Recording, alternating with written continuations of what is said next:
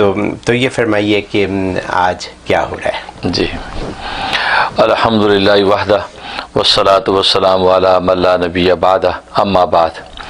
آج ہم گفتگو کریں گے سورۃ ہجر کے بارے میں۔ جی، یہ قرآن کریم کی تدوینی اعتبار سے 15ویں نمبر کی صورت ہے۔ درست۔ تو آج اس کے مضامین پر، اس کے خلاصے پر گفتگو کریں گے۔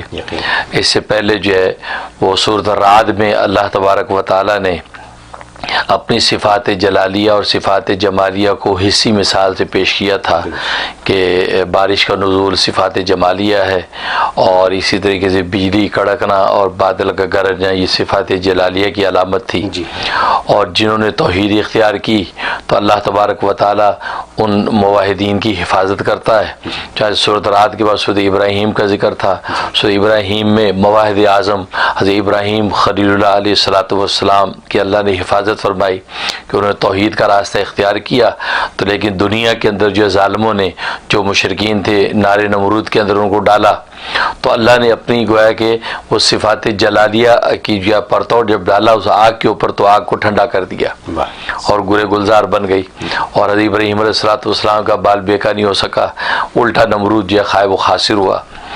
تو اس کے بعد جو اب سورۃ ہجر کا ذکر ہے، تو ظاہر ہے کہ جب ابراہیم علیہ الصلوۃ والسلام نے توحید کا نعرہ لگایا اور ایک نظریہ توحید پیش کیا، اور پوری بستی گویا کہ شرک کی بستی ہے، تو اس نظریے پر سوالات پیدا ہوتے ہیں۔ اعتراض کرنے والے اعتراض کرتے کہ یار توحید کا مفہوم کیا ہے، ہم کیوں بتوں کی پوجا پاٹ نہیں کر سکتے، ان بتوں کی پوجا پاٹ کرنے میں کیا مذاقہ ہے، تو وہ ہے کہ شبہات پیدا ہوتے ہیں۔ تو سورۃ ہجر میں اللہ تبارک و تعالیٰ نے ان شبہات کا ازالہ کیا ہے، اچھا، وہ غلط فہمیوں کو دور کیا اور توحید کے نظریے کو بالکل شفاف کر دیا۔ جی، ظاہر ہے کہ جب آپ کی شبہات دور ہو گئے تو سعادت بندی ہے کہ اب آپ اس کو قبول کر لیں، بالکل، اس نظریوں کے مان لیں۔ لیکن ہوا یہ کہ وہ ہر دھرم نکلے، وہ گویا کہ ہجر اور حجر ان دونوں کا مادہ ایک ہے، یعنی پتھر، پتھر کو حجر کہتے ہیں۔ تو یہ ایسے پتھر دل تھے، بلکہ پتھروں سے بھی زیادہ سخت دل تھے کہ انہوں نے اس نظریہ توحید کو مانا نہیں اور الٹا نافرمانی پر مصر رہے، تو اللہ تبارک و تعالی نے ان کو دنیا کے اندر تباہی اور ہلاکت میں مبتلا کر دیا۔ تو سورۃ ہجر بھی اس کا بھی ذکر کیا کہ ازالہ کر دیا توحید کے شبہات کا، اور نہ ماننے والوں کو اللہ تبارک و تعالی دنیا میں تہس نہس کر دیا اور ان پر ہولناک عذاب نازل کر دیا۔ اور وہ موحد اعظم جب مکہ کی سرزمین پر اس نے اللہ کے سامنے ہاتھ اٹھایا کہ اللہ اس مکہ کی سرزمین جو کہ شرک کی بستی ہے، اس کو یا اللہ توحید کی بستی بنا دے، تو اللہ نے دعا قبول کی اور اس گویا کہ شرک کی بستی کو اس کو توحید کی بستی بنا دیا، اور وہ کعبہ معظمہ جو اس وقت جو ہے وہ توحید کا گھر بن گیا۔ اور ہجر جو ہے یہ مدینہ اور ملک شام کے درمیان ایک بستی ہے کہ جہاں قوم سمود یہ وہاں آباد تھی، اور یہ وہاں رہتی تھی، اس بستی کا نام ہجر تھا، اس لیے ان کو اصحاب ہجر کہتے ہیں۔ اور یہ سورۃ ہجر جو یہ مکی صورت ہے، اور مکی صورت کا مطلب ہے کہ ہجرت مدینہ سے پہلے نازل ہوئی ہے، اور مکی صورتوں میں نظریات کی اصلاح پر گفتگو ہے، توحید ہے، رسالت ہے، عقیدہ معاد ہے، ان نظریات پر گفتگو کی گئی ہے، ان کے بارے میں شبہات دور کیے گئے۔ تو اس میں بھی اسی طریقے سے توحید کے موضوع پر گفتگو کی، صداقت قرآن کا دعویٰ فرمایا، اور دو عقلی دلائل پیش کر کے جو ہے قرآن کی صداقت کو واضح کیا، اور پھر ایسے اس کے اندر مضامین بیان کیے کہ جس سے عقل گویا کہ رہنمائی پاتی ہے، انسانوں کی عقلیں جو اپنے آپ کو عقل کل سمجھتی ہیں ان کو بھی ان مضامین سے جو ہے وہ راہ ہدایت ملتی ہے۔ یہ وہ سورۃ ہجر ہے، یہ سورۃ ہجر ہے۔ یہ کتنی لمبی سورت ہے؟ ہاں، یہ اس کی 99 آیتیں ہیں۔ 99 آیتیں، کوئی زیادہ بڑی سورت نہیں ہے، 99 آیتیں ہیں، اور یہ مکی صورت ہے۔ اور اس کے جہاں تک فضائل و فوائد کا تعلق ہے تو اس کا بڑا عجیب فائدہ لکھا ہے کہ جو اگر دکاندار ہے، تجارت کرنے والا ہے، اس کا مال بکتا نہیں ہے یا مال بکتا تو برکت نہیں ہوتی، تو یہ زبردست لکھا ہے کہ اگر کوئی تلاوت کر کے وہ اپنے مال تجارت کے اوپر دم کر دیا کرے روز، یا پانی دم کر کے چھڑک دیا کرے، اس کا مال بہت بکے گا، اس کی بڑی بکری ہوگی۔ یہ بڑی زبردست چیز ہے کہ سٹور آج کل جو ہوتے ہیں، دکان ہوتی، مال بکتا نہیں ہے، بالکل، اب مال پڑا آرڈر نہیں آ رہے ہیں، ہول سیل والے کہتے ہیں جی پوری گھنٹے کی گھنٹے پڑی ہیں، اور تو یہ سورۃ ہجر تلاوت کر کے پانی میں دم کریں، وہ پانی پورے جو اپنے سٹوریج کے اندر اس کو چھڑک دیں، تو بہت جلدی اللہ تبارک و تعالی اس کو فروخت کر دیں۔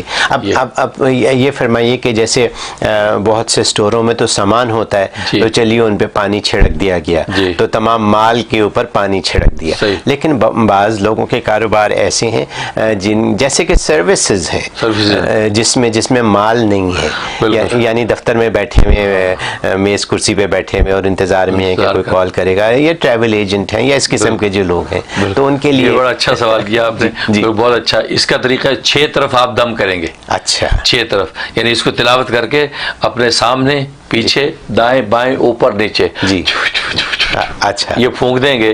تو اس کے اندر وہی نیت کر لیں گے کہ جو میری سروسز ہے, میرا ٹیلنٹ ہے, یا اللہ اس کی سروسز آ جائیں, لوگ اس میرے ٹیلنٹ کو خریدیں اور مجھے پروفٹ ہو, یہ نیت کر کے آپ دم کر لیں. اچھا, اس سے وہ کام ہو جائے گا. تو کیا یہ صورت جو ہے اپنی جو بزنس کی جگہ ہے وہاں بیٹھ کے پڑھی جائے؟ وہ ضروری نہیں ہے, بزنس جگہ گھر سے پڑھ کے چلے جائیں, گھر سے پڑھ کے جا سکتے, اور وہاں جا کے آپ اس کو پھونک دیں. بالکل. اچھا اچھا, وہ کر سکتے ہیں. ایک یہ فائدہ ہے. اور دوسرا فائدہ یہ کہ عام طور پر مائیں جو بچوں کو دودھ پلاتی ہیں, بس اوقات بعد ماؤں کی چھاتی میں دودھ زیادہ اترتا نہیں ہے, اور بچہ جو اس کا پیٹ بھرتا نہیں, پھر ڈبے کا دودھ پلانا پڑتا ہے, آرٹیفیشل راستے اختیار کرنے پڑتے ہیں. اس کے لیے بڑی زبردست صورت ہے کہ ماں تلاوت کر کے اپنے سینے پہ اس کو پھونک لے, تھوڑے سے پانی پہ دم کر کے اپنے سینے کے اوپر چھڑک لے, تو بھرپور دودھ آتا ہے اور بچہ پیٹ بھر کے دودھ پیے. ماشاءاللہ, یہ اس کا بڑا زبردست فائدہ ہے. تو یہ فرمائیے کہ اگر خواب میں یہ, ہاں جی بالکل, ایک فائدہ اور اس کا رہ گیا, وہ یہ کہ گھر میں بس اوقات گھر میں چوریاں ہوتی ہیں. جی ہاں, رشتہ دار اکٹھے ہوئے, وہ کہتے ہیں میرے بندے چوری ہو گئے, کوئی کہتے ہیں میری کچھ چوری ہو گیا, کوئی وہ اکثر چوری چھوٹی موٹی ہوتی رہتی, کوئی جی ماسی لے گئی. اس کے لیے سورہ ہجر میں بڑا کمال ہے کہ روزانہ اس کو تلاوت کر کے اگر تصور میں لا کے پورے گھر کا حصار باندھ لیں اور گھر کی ہر چیز پہ تصور میں پھونک دیں